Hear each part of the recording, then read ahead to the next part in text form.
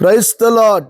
పునరుద్ధానుడైన యేసుక్రీస్తు నామములో మీ అందరికీ నా శుభాభివందనాలు. బాగున్నారా? దేవుడు మీ అందరినీ ఆశీర్వదించునుగాక. అనుదిన వాత్సల్యత అను నేటి వాక్య ధ్యానాంశాన్ని ఉదయకాలం ధ్యానించుకుందాం రండి. పరిశుద్ధ బైబిల్ గ్రంథములో నుంచి యెషయా ప్రవచన గ్రంథం 60వ అధ్యాయం 10వ వాక్యాన్ని మొదటి లైన్ నేను చదువుతాను. వీలైతే బైబిల్ తెరిచి వాక్యాన్ని గమనించండి. అన్యులు నీ ప్రాకారములను కట్టుదురు. ఆమేన్. ఎంత గొప్ప మాట అండి. దేవుడు ఈ ఉదయకాలం నీతో నీ కుటుంబంతో సూటిగా తేటగా ప్రభు మాట్లాడుతున్నాడు. ఏమని? అన్యులు నిలువబడి నీ పక్షమున ఎవరిని నిలబెడతారో తెలుసా అండి? అన్యులు, దేవుని ఎరుగని ప్రజలు నిలవబడి, నువ్వు అనుకుంటావు నా వాళ్ళు ఉన్నారు, బంధువులు ఉన్నారు, వాళ్ళు నిలబడతారు, వీళ్ళు నిలబడతారు అనుకున్నావు. పొరపాటున ఒక్కొక్కసారి ఎవరు నిలబడరు. దేవుడు అంటున్నాడు, అన్యులు నిలువబడి నీ ప్రాకారములను కట్టేవారిగా నేను చేస్తాను. యేసయ్యకి మహిమ కలుగునుగాక. ఈ వాక్యం వింటున్న దేవుని ప్రజలారా, దైవ జనాంగమా, ఎన్నోసార్లు నువ్వు అనుకున్నావుగా, ఆ దైవజనుడు నాకేదో చేస్తాడు, ఈ దేవుణ్ణి నమ్ముకునే బిడ్డలు ఉన్నారులే మాకేదో చేస్తారని. ఎవరి ద్వారా నీకు సహాయం అందలేదుగా? ఎవరి ద్వారా నీ కుటుంబం పోషించబడలేదు, కట్టబడలేదుగా? నేనంట, దేవుని పిలుపులో నువ్వు నిలవబడి ప్రభు వైపు కాంక్షతో నువ్వు ఎదురు చూస్తూ ఉండగలిగితే నిశ్చయముగా దేవుడు తన వాక్కును పంపి ఖచ్చితంగా ఆయా సందర్భాల్లో అన్య రాజులను వాడుకున్నట్లుగా నిన్ను బట్టి నీ చుట్టూతో ఉన్న అన్య ప్రజలను దేవుడు జ్ఞాపకం చేసుకొని వారి ద్వారానే దేవుడు నిన్ను పోషిస్తాడు. దేవునికి మహిమ కలుగునుగాక. ఏమండి, బైబిల్లో సొలొమోను మహారాజు మనం ఎరుగుదుము.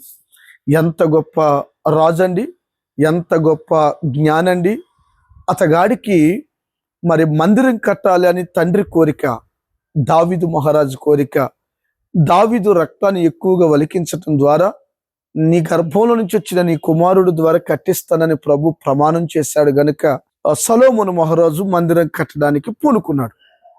చూడండి, ఇంచుమించు ఎన్నో రోజులు అతను ప్రార్థన చేస్తున్నాడు మందిరం కట్టబడాలని. అయితే మందిరాన్ని కట్టాలనుకున్నాడు, కానీ మరి దానికి కావలసిన సామాగ్రి లేదు. దావీదు మహారాజు చాలా సమకూర్చినా దానికి ఒరిజినల్ టేక్ అంటే గట్టివి, స్టాండర్డ్వి, దేవద్వారు మానులని చాలా ఖరీదైనవి మరి ఆ చుట్టూతో ఎక్కడ కనబడలేదు, అన్య దేశంలో ఉన్నాయి. అతగాడి పేరు హీరాము రాజు.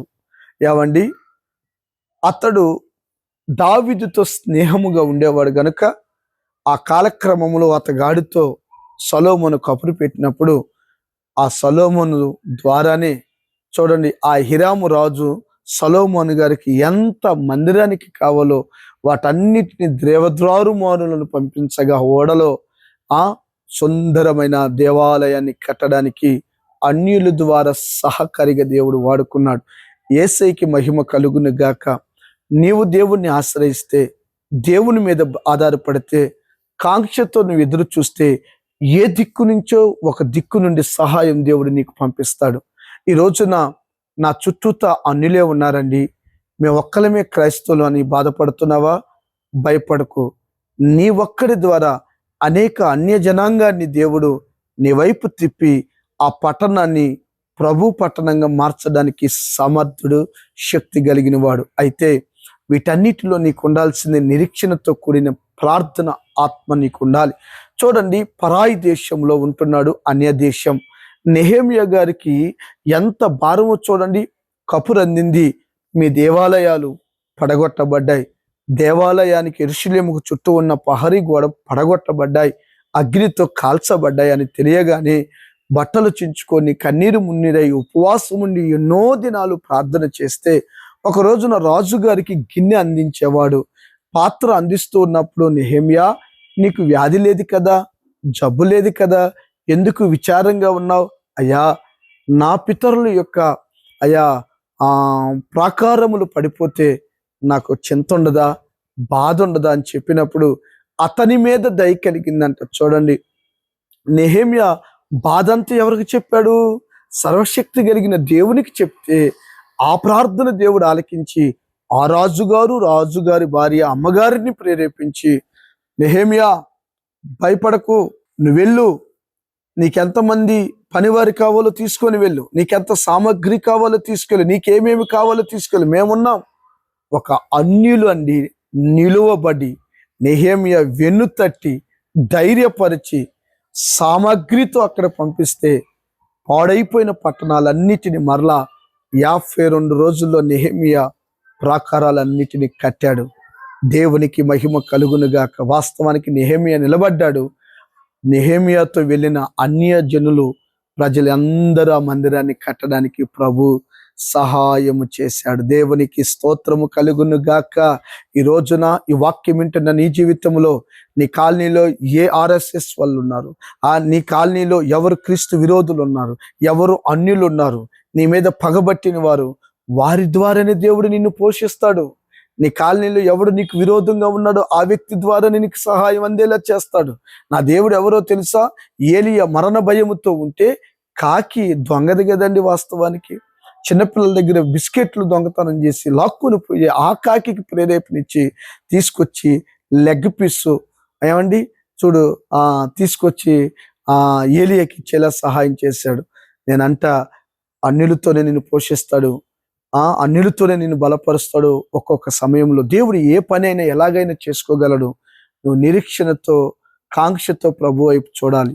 అయ్యగారు ఏమండి అమ్మగారు డేవిడ్ రాజయ్య గారు సేవ చేస్తున్న ఆ దినాల్లో అవి తొలి దినాలు కనుక బాగా ఆర్థికంగా ఇబ్బంది ఉండేది. ఒకరోజు ఫేతంలో అన్నం వండలేదు. అప్పటికి 2-3 రోజులు అవుతుంది అనుకుంటూ ఒక సిస్టర్ గారు చూసి, అమ్మా ఫేతంలో ఏం లేవు కదా అనుకొని వెళ్ళి ఒక 5 కిలోల బియ్యం కొనుక్కొచ్చి ఇస్తే, అమ్మా నువ్వు ఫేతంలో ఏమి లేవు అని చెప్పి చూసి తెచ్చావు, ఇది విశ్వాసం కాదని తిరిగి అమ్మగారు మా రెబెక్కమ్మ గారు వెనక్కి పంపించారంటండి.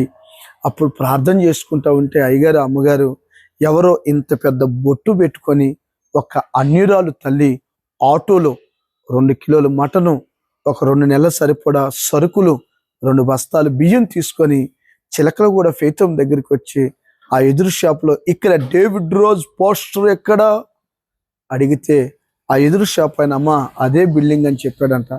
వెంటనే వెళ్ళి ఆ సరుకులన్నీ అక్కడ ఇచ్చి ప్రార్థన చేయించుకొని వెళ్ళాడంట. ఏమండి అన్యులతో దేవుడు నీకు కార్యాలు జరిగిస్తాడు. భయపడకు. నువ్వు ఎవరితో శత్రుత్వం పెట్టుకోవద్దు. నీ శత్రువులను ప్రేమించు, నీ విరోధులను ప్రేమించు, నీ గ్రామంలో ఉన్న అన్య జనాంగాన్ని ప్రేమించు, వారి కొరకు నువ్వు ప్రార్థన చేయి. నా దేవుడు వారి ద్వారా నీకు గొప్ప కార్యాలు ప్రభు చిత్తానుసారంగా చేయును గాక. ఆమెన్. ప్రార్థన. ప్రేమ కలిగిన మహాపరిశుద్ధుడు అయిన దేవా, అన్యులు నిలవబడి నాయన ప్రాకారాలు కట్టటమే కాదు పోషింప చేసే దేవుడుగా మాకున్నందుకై స్తోత్రం. నువ్వు ఏదైనా చేయగలవు.